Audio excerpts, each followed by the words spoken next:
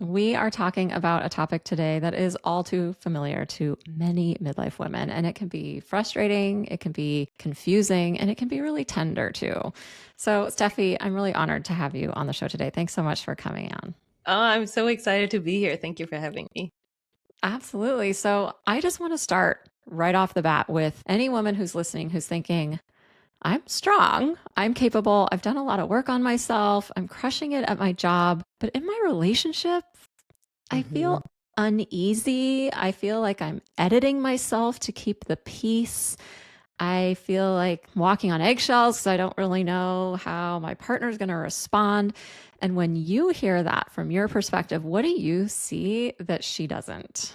That's such a great question to start with. First of all, a lot of compassion to the woman who's listening to who's experiencing that, and because it can be so draining and so confusing. And what I'm hearing is a program that said, "This is not safe. To be me is not safe. To be me means I will not belong, and I might lose love."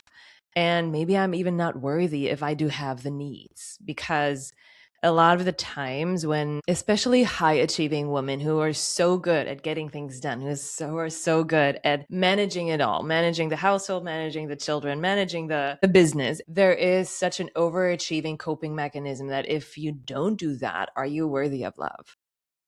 And that runs so deep. And a lot of the women that I work with have had these programmed, including myself, in childhood when our parents, they all did their best, love to all of them. And a lot of them weren't emotionally available.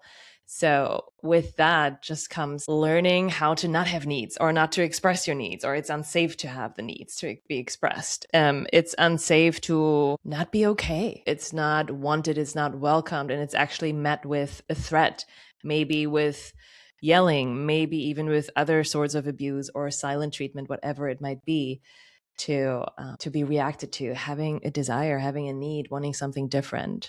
Well, so let's double click on that a little bit. I kind of hate when people say that, but it just came to mind. But I want to go a little deeper into what exactly might have been happening in our childhood, in our households, with our parents, with our caretakers that makes us feel unsafe being ourselves. Like, can you Yeah. give us some specific examples? I can give some examples where I think a very common one is when you were angry or you had a tantrum or, you were upset at something or frustrated, that you heard the sentence, well, you go back into your room until you're fine again, until you're okay again. And that alone signals you in that moment that whatever upset you or whatever made you frustrated or you may not have felt hurt, nobody's going to hold you. Nobody's going to believe you, and nobody cares about that. But what they care about is that everything is going to be fine. So you need to go to your room. And as a child, you don't know what to do. You're left alone. And what you learn is, well, to be able to go back to the room, you got to be fine. And that being angry isn't okay. Being frustrated isn't okay, or having a different opinion isn't okay. So there's a lot of times where you are left alone and there's no repair. You just go back to the room and either somebody is asking you, are you okay again? Or acting like nothing happened. Or maybe there's a little bit of a silent treatment for a few days or a few hours or a few moments. And that's when our nervous system is like, okay, we're not going to do that again. Oh my gosh. My heart is breaking listening to this because I have Yeah. little kids. So I'm thinking about this from a parent perspective, but also from my own perspective of how emotions were handled in my household. And it just sounds like we're learning in that scenario that love from our parents is conditional. Mm, I only love you when you're okay and yeah. you're copacetic. But when you are angry, grieving, upset, frustrated, you name Mhm. the adjective, I'm not available to you. That's what that teaches them. Totally. Yeah, I know. And I so know, then jaw they dropping. go choose a romantic partner who acts that same way. Yeah, because it's so familiar and it's so mind bending what we do for love. Like, I call this the wounded empath, because as a child, you could also, depending on who you are as a human being, your personality, you could also go more into the narcissistic way of being, Or you could go more into the empathetic way of being, or coping with it. So as a wounded empath, you become very codependent, and you choose what is familiar, but it's not healthy necessarily. You choose, Right. like for me, it took me so long, even though I've been a coach and therapist for 15 years, it took me so long and so many painful moments in a relationship to actually wake up how conditional the love of my mom was. And that was the person I protected the most. I was like, wow, I've been so unconditionally loved by her. And then I was like, wait, I was in a relationship with my mom. The way we would fight, it was like my mom fights with me or argues with me, and I hated it. I freaking hated it. And I was like, what am I doing here? But So, okay, one yeah. thing that you're bringing up that I think is so interesting is that this dynamic doesn't have to be with the opposite sex parent. So a lot of us No. think about what kind of role model did I have as a father if we're heterosexual and choosing a male partner. But to your point, you could be a heterosexual and this could be driven by the relationships you had with your mother. Yes. And actually, I hear that a lot, that many of the women who end up in relationships with narcissists had a narcissistic or have a narcissistic mother, which to me, this was mind blowing too. When I found it out about myself, like, wait, I always knew my father abandoned me and all these other dynamics, but there is such a special relationship to the children as a mom. And I always thought this was so incredibly unconditional and so protected and so safe that it, like that kind of lens of protection of love, also protected me from seeing what's really gonna be difficult to acknowledge and to see, is how conditional, like how conditional it was. And so you were saying before too, if you were a child in this position where you were put off on your own to sort through your own emotions, which is so ridiculous when you think about it, because children don't even have a prefrontal cortex developed yet. They literally don't have the anatomy to allow them to calm themselves down. And I yet that's what we're know. expecting because we don't want to deal with it. But you're saying that person could go one of two paths, or probably more too, but in general, they become the wounded empath or they become the narcissist. And those are both codependent. So tell me, how would someone become a narcissist through that upbringing? Yeah, that's a good question, because both the empath and the narcissist want validation. We both want love. We didn't get that. We didn't have that safe, secure love. And a narcissist feels validation and love by receiving, right? By getting the love. And there is really a lack of empathy to care about other people. Maybe they're mirroring what they've experienced, right? If they've had a narcissistic or really unavailable person as a caretaker, as a parent, then they're mirroring that. And also, by being manipulative, by gaslighting, you get attention. You get what you want to. So that's the validation that the narcissist seeks all the time. And an empath, they learn, well, if I don't have needs, if I dim my light, because also in that example, it's like, you can get sent to the room if you're upset and sad and frustrated, but you could also get sent to the room when you're so joyful and just want to play and just want to dance as a child, but your parents aren't in the mood for that. So they just say, go turn it down.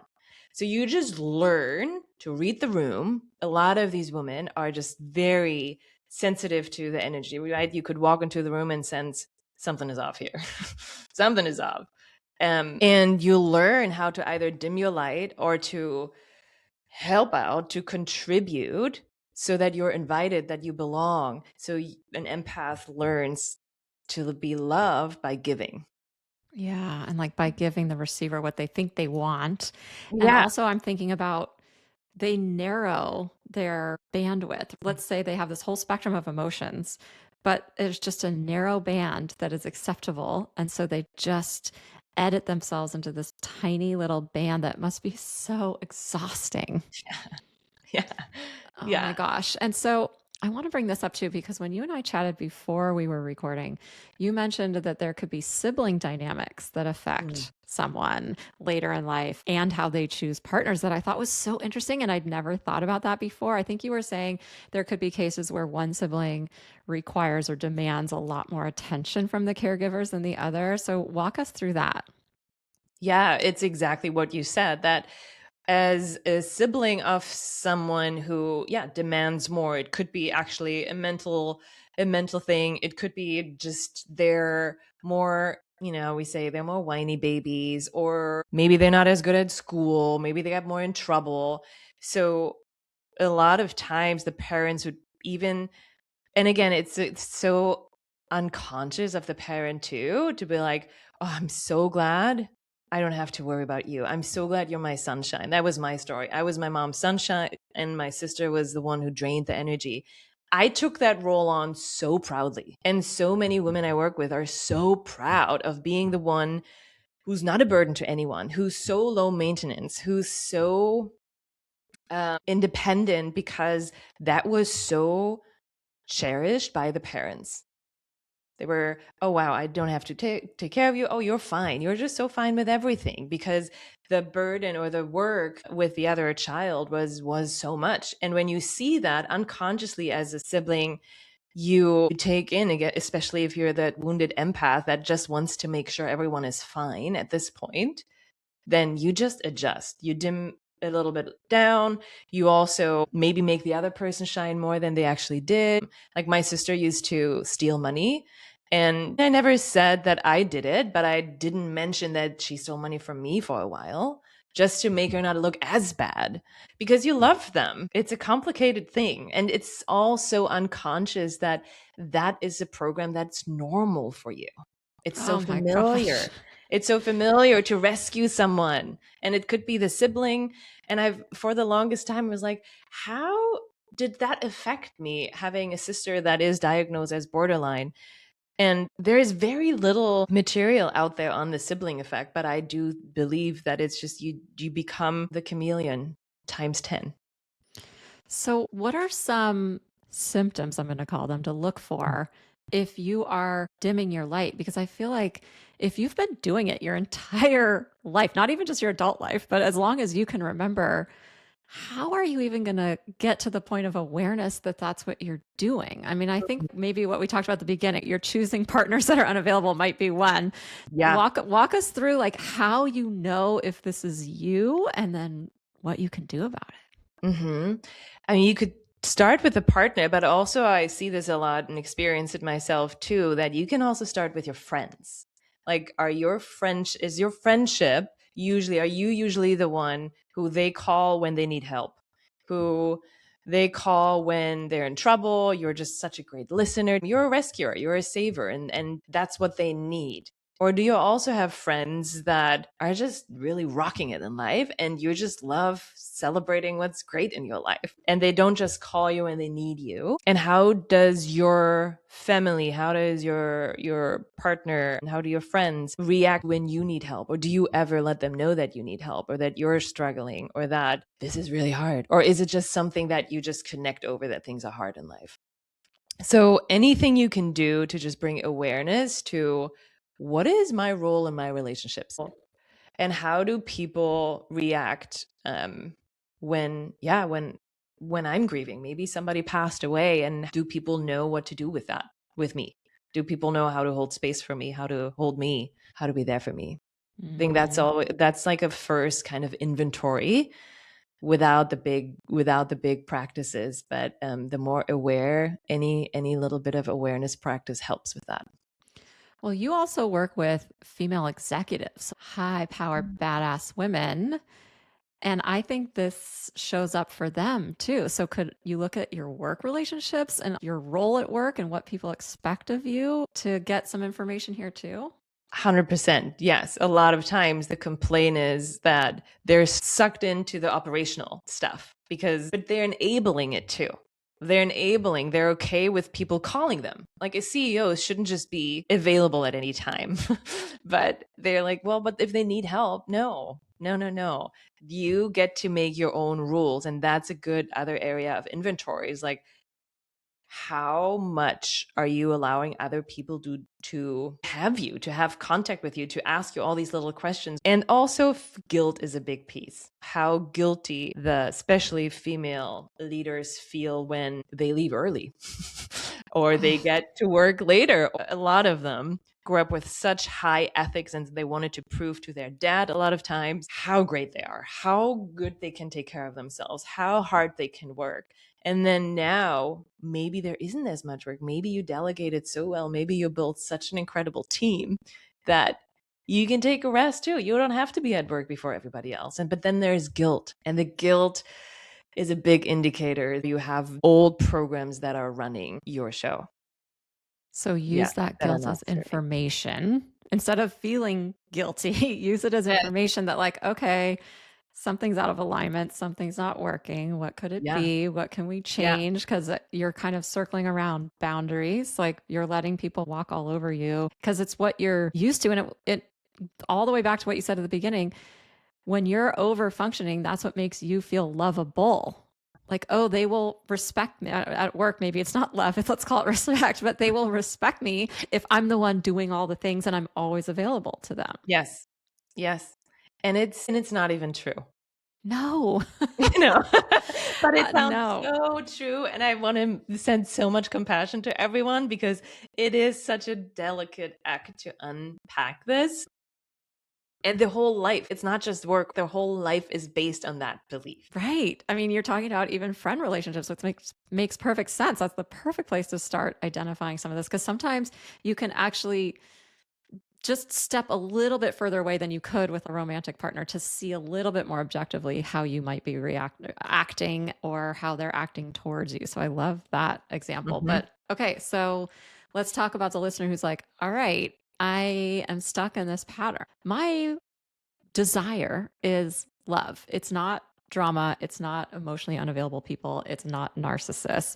But I keep finding myself in relationships, whether that's with friends, with romantic partners, or even at work, where this is happening. What can they do?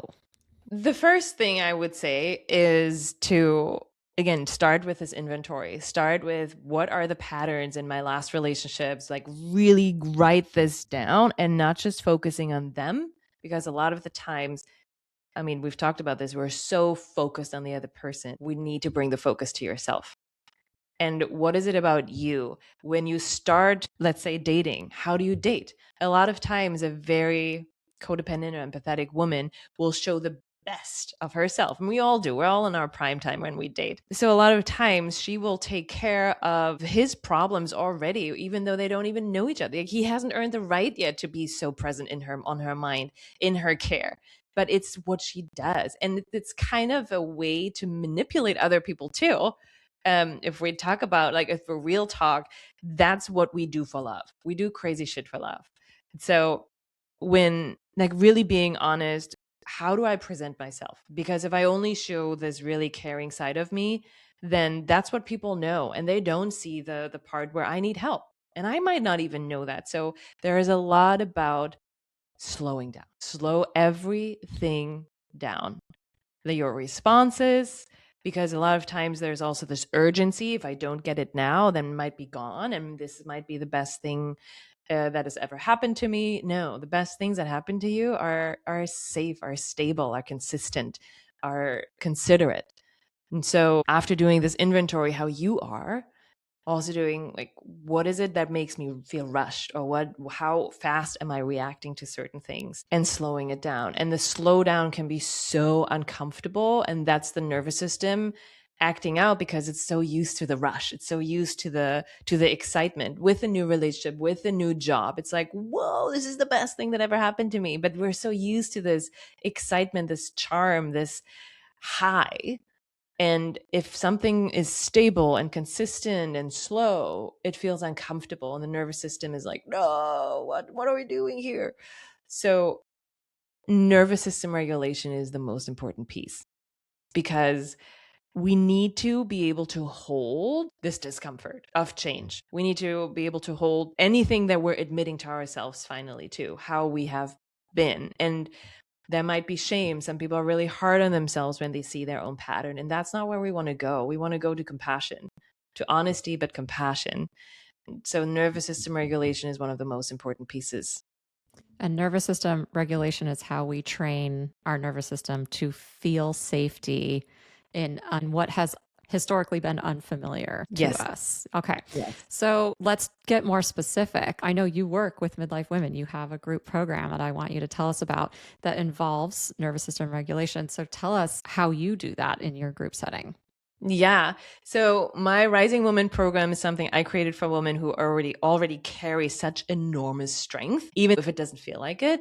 And some have left the relationship, some are still in them, some are trying to figure it out.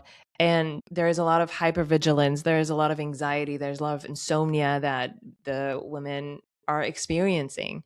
And inside this program, I use a lot of meditation and breath work, but not the breath work that gets you in these psychedelic states. That might be at the end when we're more liberated.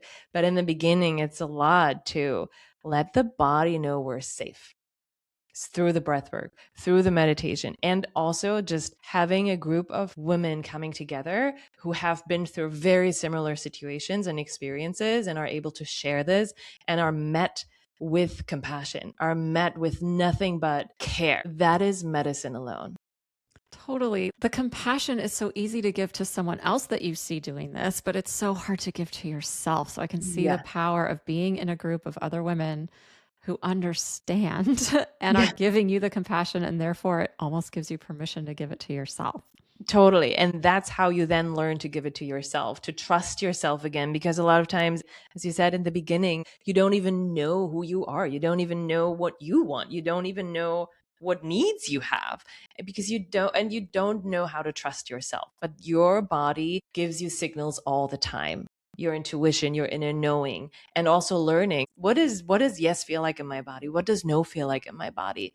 And listening to that. And then giving each other permission to just be honest, say no, like it's all that work. And it's also learning all the dynamics of narcissism, of empathy, like going to compassion school, learning the body, trusting the body, and then feeling so liberated because you're able to really let go of these old beliefs, not just in your mind, but in your body. And you learn that you don't have to earn love, but your default could be pleasure, could be joy, could be love, could be enoughness. And Oh my that's God, imagine that if your default was joy. yes, yes, What? and it's so possible. It's so possible. So that's what we're doing in the 3 months program with Rising Women. Oh my gosh, I love that. And tell me, what do you see in your graduates? What do they Oh, report has changed? most of them really do say their life has changed because when we work on one area, it just ripples to all areas of your life. And relationship is everything in your life. So, working with your relationship with yourself first, you become a different human. So, the guilt piece is the thing that I hear most people feel so liberated of. When you no longer feel guilty for doing what you want or doing it when you want to do it or doing it the way you want to do it or also especially in the corporate settings that women are finally being seen for their empathetic skills. Like it's the skill that yeah, you can't put a number on this, why this deal doesn't feel safe, or why you don't want to hire this person but that person. Sometimes it's your intuition, and learning that and standing up for that, like the confidence piece is huge. Yeah, learning how to Huge. trust yourself again is Mhm. huge. Huge. Mhm. It's everything. And I'm hearing a little bit letting go of bearing the burden of how other people respond to your choices. Yes. 100%. Not defining success because other people like you, other people agree with you, but success is now that you know what's true for you and you stand up for that. You communicate that. Yeah. Amen. Yeah. So you have a program starting soon. Tell us about Yes. it. Yeah, we're starting on the 3rd of February. So it's really soon and we only have a few spots left. So we're going to do a special thing here where that if you hear this and something resonates with you when you think about your own relationship with guilt, or your own relationship with people pleasing, with self-abandoning, maybe even being in unhealthy relationships and wanting to learn how to navigate that, how to tune into yourself and be happier and be healthier and have healthier relationships, have a healthier life, then I invite you to book a call with me because it's such short notice. And we keep this group so small because that intimacy of the womanhood and the relationships that are built in that group is so sacred.